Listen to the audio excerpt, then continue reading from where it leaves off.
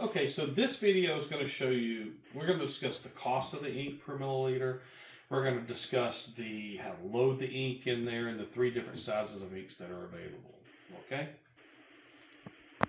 So the 3 sizes we have a 160 milliliter cartridge, we have a 330 milliliter cartridge, and we have a 700 milliliter cartridge. Now you'll notice there's no difference in size of the actual cartridges between the 330 and the 160. It's just the bladder that's inside that's different. Okay, the difference is the 160 costs you about 68 cents per milliliter.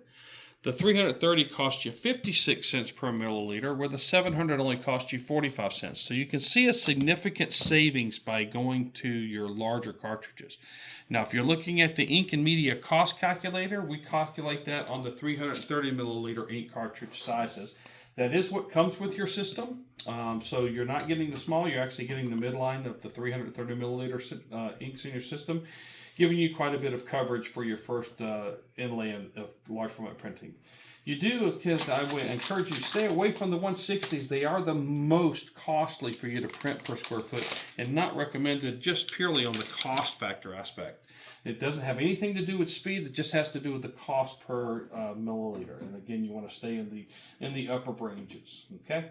Now, loading the ink, it doesn't matter what size cartridge. The reason why I pulled that 160 out is it's still in this bag, and it's the exact same size cartridge. But you'll notice there's a significant size difference between the two. Okay, but how they load is the exact same. You're simply just going to take your nipple down to here. There's a hole in here.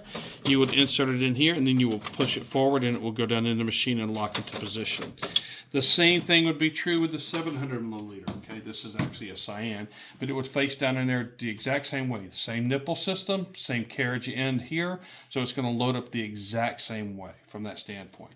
But how to load the ink again is simple. You take the cartridge, make sure that you've matched the color with the color rendering here. You cannot put the wrong cartridge in the wrong slot. So if I took this cyan cartridge and tried to put it in the black, it's not going to go, and it's not going to allow me to close it up. These are preventative that way to make sure you don't put the wrong cartridge in the wrong slot. Now I'm going to pull that cyan out.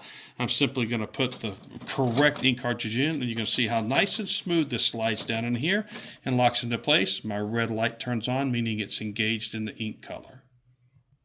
Once you put the ink in the system, it will tell you that you've changed that color. You hit OK, and it will load it through and then be in the ready mode. It's a fairly quick process.